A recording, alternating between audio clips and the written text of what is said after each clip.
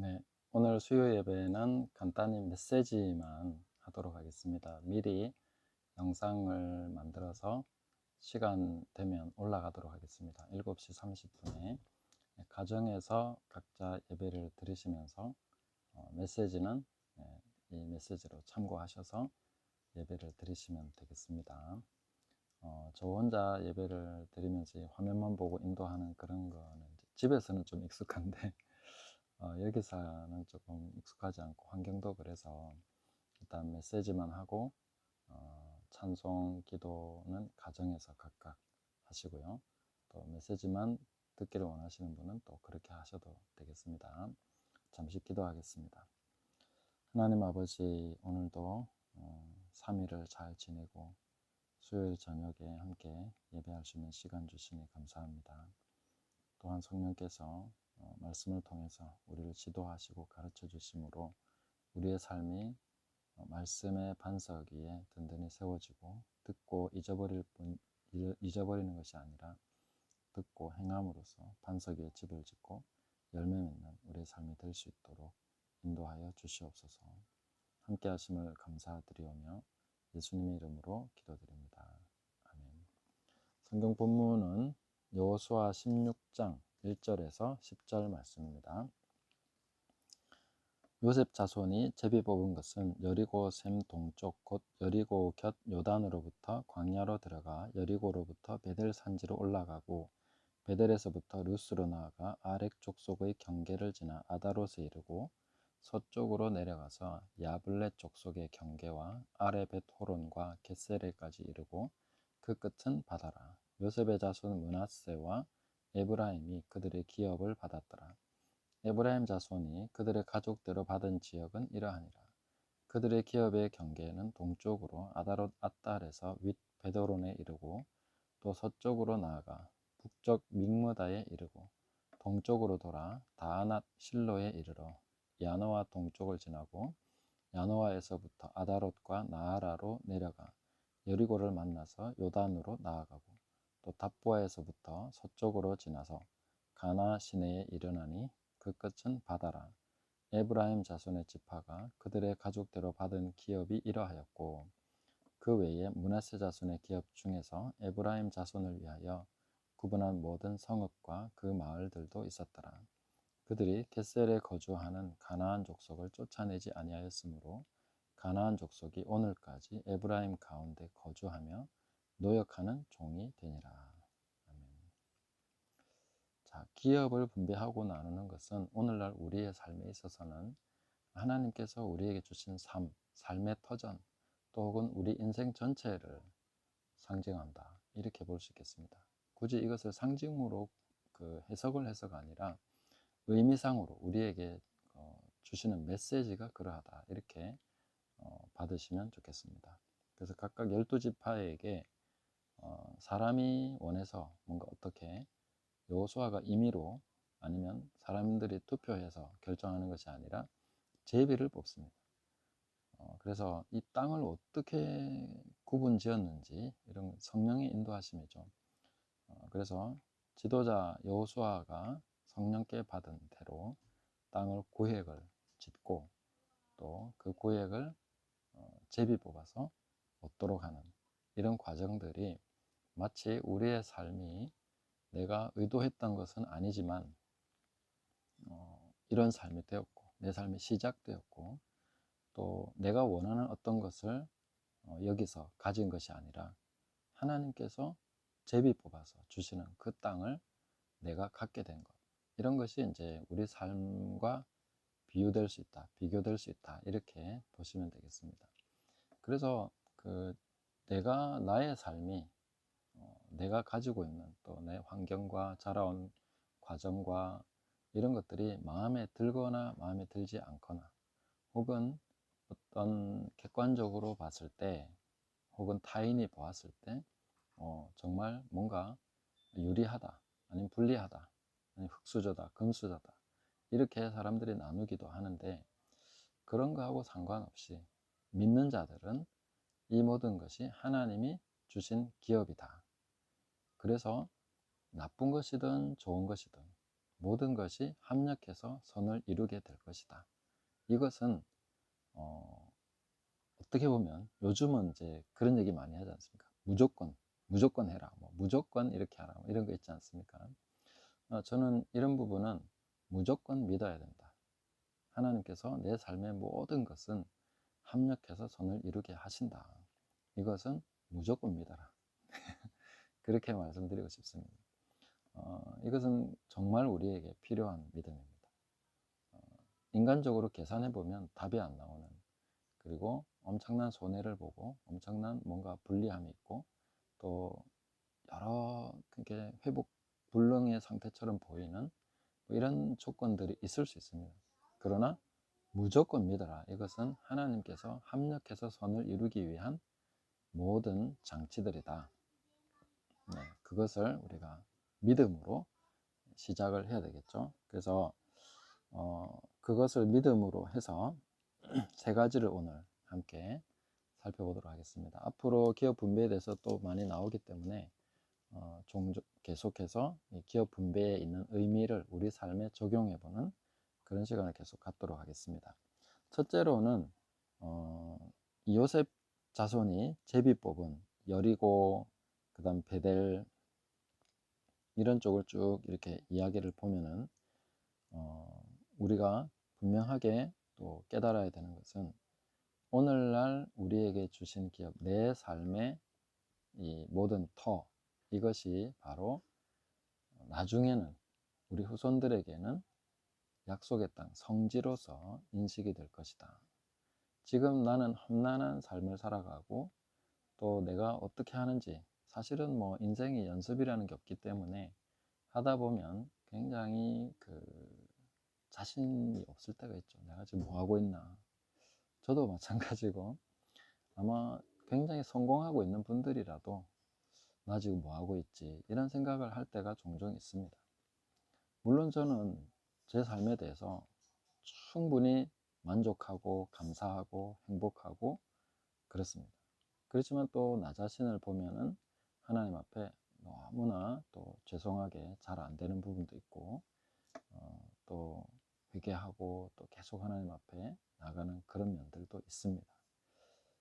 그런 것을 이제 연약함과 끌어안고 계속 나가고 있는데 그러면서도 객관적으로 보면 꽤 잘한다, 혹은 저 사람 참 특별하게 뭔가를 하고 있다, 이렇게 인정해 주는 분들도 있습니다.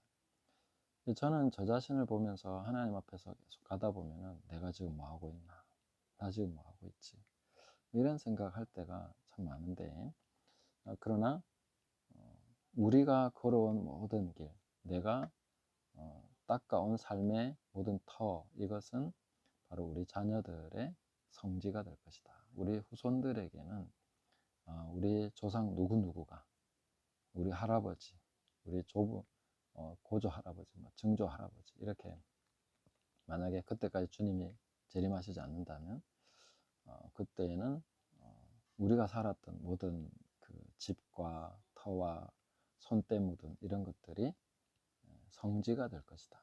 그들에게는 하나님을 섬겼던 사람의 흔적으로서 그렇게 기억되게 될 것이다 하는 것을 꼭 기억해야 됩니다. 그래서 저는 계속해서 제가 살아가는 흔적들을 그런 식으로 생각해보고 우리 후손들이, 나의 아들, 딸들이 이것을 어떻게 생각할 것인가, 내가 심은 나무 하나, 내가 갖다 놓은 돌 하나, 이런 것들을 앞으로 우리 자손들이 어떻게 기억하게 될 것인가, 이것들이 앞으로 어떤 영향을 주게 될 것인가 하는 것들을 종종 생각합니다. 그러면서 이것을 하나 심고 또 이 구조물을 하나 만들고 이런 식으로 하고 있는 것이죠. 특히 시골은 이제 뭐 거의 땅 위에 모든 흔적들은 제 손을 거치지 않은 것이 거의 없습니다. 그래서 돌 하나, 나무 하나, 또 건물 하나, 하나하나가 다 저의 손을 거치고 제가 생각하고 상상하고 기도하면서 또 하나님 앞에서 행한 모든 삶의 흔적이기 때문에 이런 하나하나를 또 우리 후손들은 평가를 하게 되겠죠. 그런 것들을 계속 생각을 합니다. 건물을 하나 지어도 화장실을 어떻게 만들고 마감재를 어떻게 쓰고 또 앞에 단열재를 어떻게 쓰고 이런 모든 것이 나중에 우리 자손들이 다 평가하게 된다는 것이죠. 그래서 이런 부분들을 우리가 생각하면서 살아야 되겠다. 그래서 이 기업을 분배를 받는 이것은 바로 그런 것을 굉장히 어떻게 보면 부담을 갖게 하는, 내가 최초로 이 땅을 받았는데 내 삶의 흔적들을 어떻게 남길 것인가, 우리 후손들은 나를 어떻게 평가할 것인가. 물론 우리가 하나님 앞에 심판받는 것은 물론이죠. 그러나 우리 후손들도 나를 판단하게 될 것이다. 저도 사실 제가 저희 아버지께서 농사 짓고 일을 하셨던 그런 그 땅에서, 그 지역에서, 같은 마을에서 지금 살고 있기 때문에 우리 아버지의 흔적을 종종 느낍니다. 그걸 보면서 우리 아버지가 어떤 생각을 하셨고 또 어떤 식으로 삶을 살아오셨는가, 이런 것에 대해서 저도 모르게 평가하고 있는 것을 봅니다. 아버지 이 부분은 잘하셨는데 이 부분은 좀 아쉽다, 뭐 그런 거 있지 않습니까? 그 아버지 앞에서 부끄러울 때도 있고, 또 한편으로는 내가 좀 잘하는 거 있으면 아버지가 이런 거 좀 알아줬으면 좋았을 걸, 뭐 이렇게 지금은 안 계신 아버지지만 마치 한 번씩은 생각하면서 떠올리게 되는 그런 시간들이 있습니다. 그래서 우리의 모든 삶은 우리 후손들이 평가할 것이다. 내가 살아온 삶의 모든 이 기업, 내가 받은 이 삶의 모든 터전은 우리 자손들에게는 성지가 되도록 하자. 내가 기도했던 자리, 하나님을 예배했던 자리, 내 손때 묻은 이런 물건들이 우리 자손들이 하나님을 기억하게 하고 하나님을 떠올리고 하나님을 섬기도록 하는, 자극하게 되는 그런 성지와 성물이 되게 하자. 이렇게 저희는 좀 이 지파 기업 분배를 보면서 생각을 했으면 좋겠다 합니다. 두 번째는 하나님이 정해주신 경계를 잘 지켜야 된다. 이 지계표를 옮기지 말라. 땅의 경계를 정한 이것을 옮기지 않도록 말씀은 규정하고 있습니다. 어떨 때는 뭔가 잘 되면 더 확장해 갈 수도 있고 이 경계를 옮길 수도 있다는 생각이 들지만은, 영적으로 보면 우리가 받은, 자기 자신이 받은 하나님 앞에서의 부르심과 책임, 그리고 그 섬김의 한계를 잘 알아야 된다. 내가 어디까지 해야 될 것인가, 이런 부분들에 대해서 우리 스스로 하나님 앞에서 잘 지켜나가야 된다는 거죠. 특히나 이제 영적으로 더 예민해지고 풍성해지는 어떤 그런 시간들이 왔을 때, 더 성장하고 잘 되어갈 때 그 경계를 지키는 것이 사실 쉽지 않을 수 있습니다. 사도 바울은 그런 원칙을 정했죠. 예수 그리스도의 이름을 부르는 곳에는 복음을 전하지 않기로 힘썼다. 남의 터 위에 건축하지 않으려고 한다. 이게 사역의 원칙이었어요. 오늘날 우리도 다른 사람의 터 위에 건축하지 않으려고 하는 그런 경계를 지키고자 하는 그런 마음이 정말 필요합니다. 그래서 지금 승자 독식 사회라고 하는 이런 자본주의적 사회 속에서 우리는 자본주의적으로 살아가긴 하지만은 우리의 영적 삶에 있어서는 형제에게 주신, 또 다른 교회에게 주신 그 범위를 넘어서지 않도록 하는, 이것이 굉장히 중요하다. 그런 경계를 잘 지켜야 된다. 에브라임 자손에게 주신 경계가 있고, 다른 자손에게, 유다 자손에게 주신, 또 단 자손에게, 므낫세 자손에게 주신 기업들이 있는데, 이거 경계를 침범하기 시작하면 끝이 없거든요. 그래서 이런 경계를 잘 지킬 때에 평화롭게 서로가 공존할 수 있는 것이고, 진정한 자기 성장을 이뤄갈 수도 있다. 저는 하나님께서 우리에게 과도한 것을 요구하신다고 생각하지 않습니다. 늘 제가 고백하지만 하나님께서 주신 것을 보면은 그렇게 힘들게 하시지 않습니다. 우리는 죽도록 충성하라 하니까 막 입에 단내가 나도록 입술이 부르트고 이렇게 쓰러질 때까지, 죽을 때까지 하라고, 일하라고 이렇게 주님이 말씀하신 거라고 생각하기 쉽습니다. 죽도록 충성하라는 것은 그 말이 아닙니다. 죽도록 일하라는 게 아닙니다. 예. 그 너희가 지켜야 될 것을 끝까지 지켜내라는 것이지, 계시록 2장 3장을 보셔도 예수님께서 교회에 과중한 부담을 주신다는 그런 내용이 없습니다. 오히려 네가 있는 것을 끝까지 지켜라. 너한테 더 얹어줄 게 없다고. 지금 오히려 있는 거 그걸 지켜라. 근데 그 내용을 보면 그렇게까지 뭔가 큰 게 아니라는 거죠. 이런 것을 우리가 생각하면서 주님이 주신 멍에는 쉽고 내 짐은 가볍다라고 하신 것처럼, 주님의 멍에가 내가 막 일하다가 죽을 정도로 지쳐 쓰러져서 뭐 간이 나빠지고 건강이 훼손되고 이 정도로 뭔가 해야 될 거라고 생각하는 것은 착각이라는 거예요. 그건 잘못된 생각이라는 것입니다. 흔히 사역자나 하나님께 충성된 사람들이 그런 생각을 하기 쉽습니다. 죽도록 충성하라니까 정말 죽을 때까지 일을 하는, 그거는 하나님을 오해한 데서 비롯된 것이다. 말씀도 오해했고 하나님도 오해했다. 주님은 결코 우리에게 그런 과중한 짐을 주시는 분이 아니다. 그러면 과중한 짐을 맡은 것은 뭡니까? 우리가 좀 오지랖이 넓든지 아니면 욕심이 많든지 그래서 지게 되는 것이지, 자기가 생각해서 한 것이지, 주님이 주신 것을 가만히 생각해 보면 순수하게 주님으로부터 받은 사명만 골라낸다면 우리는 그렇게까지 힘들게 하지 않습니다. 짐이 무겁지 않다는 겁니다. 오히려 가볍다. 멍에는 쉽다라고 말씀하신 것처럼 쉽고 가벼운 것이 주님이 주신 짐입니다. 그리고 십자가를 지고 나를 따라와라 하니까 십자가는 막 쓰러져 죽을 정도로 그런 거라고 생각하는데 전혀 그렇지 않습니다. 십자가를 져보지 않은 사람은 굉장히 그게 힘들 거라고 생각하는데 십자가 지고 어렵지 않습니다. 그것이 뭐 인간으로서 할 수 없는 그런 거라고 아닙니다. 주님과 함께 가는 것이기 때문에 그것은 힘든 것이 아니다. 오히려 자연스러운 것이고 굉장히 우리를 평안과 자유함으로 인도하는 것이 자기를 부인하고 자기 십자가를 지는 것입니다. 그것이 뭐 엄청 어려운 건 그렇게 생각하시면 안 됩니다. 주님은 그런 분이 아니시다는 거죠. 원리는 동일합니다. 짐은 쉽고 짐은 가볍고 멍에는 쉽습니다. 그 주님은 내게로 오라, 내가 너희를 쉬게 하리라고 하셨지 죽도록 일하게 하겠다라고 하시지 않으셨다는 것. 그리고 나를 따라오면 내가 너희로 사람을 낚는 어부가 되게 하겠다고 하신 것처럼 주님을 따르다 보면 우리가 어떠한 사람이 되어야 되는가, 내가 무엇을 해야 되는가 하는 것들이 점점 더 분명해지는 것이 자연스러운 과정이다 하는 것입니다. 모호해지고 힘들어지고 복잡하게 얽히고 하는 것은 결국 우리가 욕심으로 시작한 것들이 많을 것이다. 그럼 정리를 해야 되겠죠.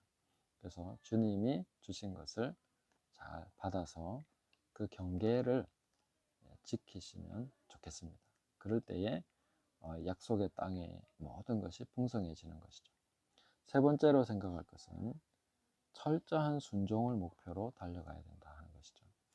오늘 읽은 16장 10절에 보시면 그들이 겟셀에 거주하는 가나안 족속을 쫓아내지 아니하였으므로 가나안 족속이 오늘까지 에브라임 가운데에 거주하며 노역하는 종이 되니라 했습니다. 네.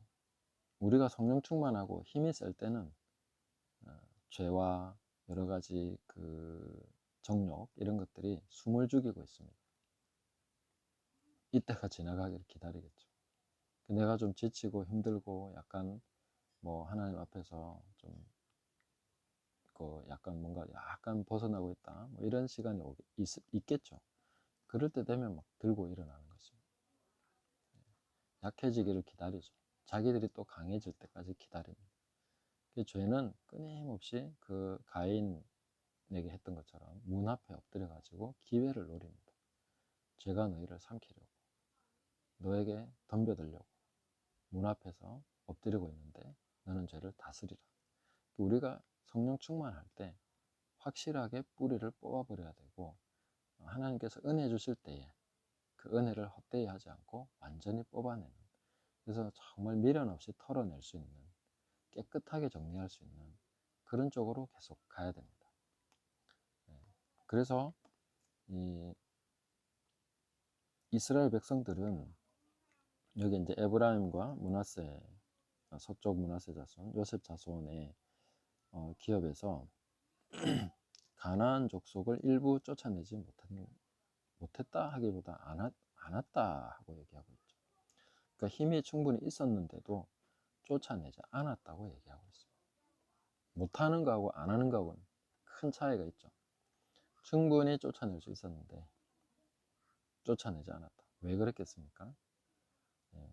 충분히 내가 컨트롤할 수 있게 보이거든요. 그래서 노여가는 종이 되니라. 내가 힘이 있을 때는 컨트롤이 되겠죠. 근데 약해질 때 틈을 노리고 있다 하는 거죠. 그래서 순종은 철저해야 된다. 그래서 문제가 생길 만한 것들을 미연에 다 깨끗하게 정리하는, 그래서 하나님의 말씀에 따라서 철저하게 해나가야 됩니다. 그래서 어떤 식으로 우리가 더 거룩해지느냐 이런 것을 보면은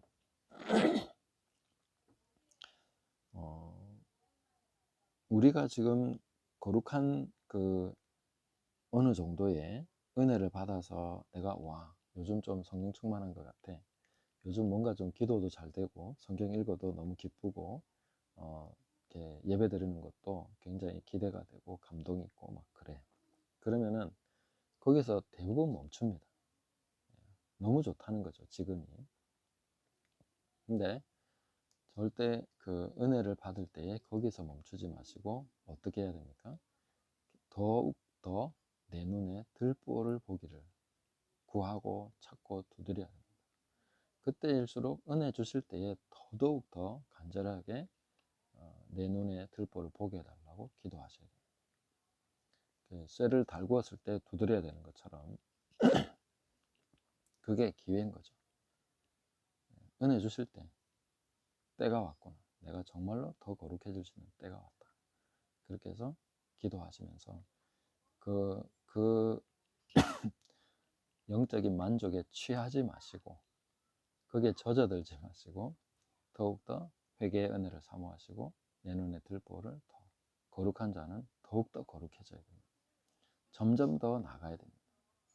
멈추지 마시고 어떤 경우에 많은 경우에 그렇게 막 충만하면 여기가 끝인가 보다 여기가 좋사오니 이러면서 거기에 머물러요. 거기다가 그냥 초막셋을 짓고 살겠다는 거죠. 그거는 큰 실패를 예고하는 것입니다. 절대 그렇게 머무르려고 하면 안 됩니다. 우리는 계속해서 앞으로 나가야 됩니다. 전진해야 됩니다. 뒤에 있는 건 다 잊어버리십시오. 내가 뭘 했든지 얼마나 많은 것을 성취했든지 전부 다 잊어버리시고 앞으로 달려가야 됩니다. 표대를 향해서 예수님이 붙잡으신 그 거룩함, 예수님이 붙잡으신 그 영광, 예수님이 붙잡으신 그 하나님을 경외하는 그 수준, 그것으로 계속 나가야 됩니다. 그렇게 나갈 때에 우리는 이제 더 이상 내 발목을 잡는 것이 없을 정도로 영적으로 완전히 날아오르는 지경에까지, 경지에까지 가야 되는 것이죠. 그때는 정말 자유하게 하나님을 섬기면서 풍성한 삶을 다른 사람에게 더 나누면서 열매 맺는 삶을 살아갈 수 있게 되는 것이죠. 근데 이 뭔가 악순환에 거기에 이렇게 좀 습관이 돼버린 분들은 좀 충만해졌다 그럼 너무 좋아가지고 약간 또 자기 뭔가 이렇게 허용하면서 이 정도 내가 거룩하게 살면 됐지 하는 생각을 하면서 풀어집니다. 그럼 다시 또 떨어지죠.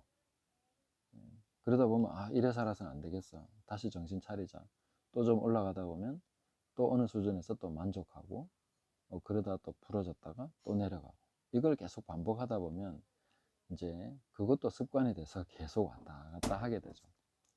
그래서 그러지 마시고 그냥 나가라 하는 거죠. 끝까지 나가자 하는 거죠. 그렇게 해서 하나님 앞에서 그 거룩함에 있어서 끝없이 더 올라가고 앞을 향해서 표대를 향해서 계속 끝까지 달려가는 것이죠.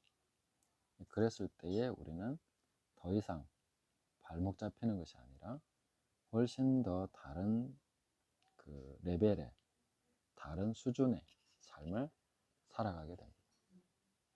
그런 것을 경험하셔야 됩니다. 사실 경제적으로나 건강, 뭐 운동이나 모든 거에 있어서 이런 일정 경지에 올라가기 시작하면 그때부터는 예전에 자신을 붙잡고 늘어지던 문제들이 사라지는 그런 시간이 옵니다. 대부분의 모든 일에는 다 경지가 있는 것이죠. 거기까지 이르러 본 사람들은 더 이상 뒤로 물러가고 싶지 않습니다. 다시 예전의 패턴으로 돌아가는 것은 끔찍한 일이 되는 거거든요. 근데 문턱만 조금 올라갔다가 다시 내려가는 분들은 이 패턴에 그냥 젖어들기 쉽습니다. 그렇게 하지 마시고 그냥 완전히 올라가시라, 끝까지 달려가시라, 이렇게 말씀드리고 싶고, 저도 그렇게 달려가려고 합니다. 그래서 이스라엘 백성들이 빠졌던 이 사사기에 계속 악순환의 패턴으로 돌아가지 않으려면 우리는 깨어서 앞을 향해서, 뒤에 있는 것은 잊어버리고 앞을 향해서 가자, 이렇게 말씀드려야 되겠고, 그렇게 사는 사람들이 바로 양들의 삶이죠. 자기가 한 걸 다 잊어버렸습니다.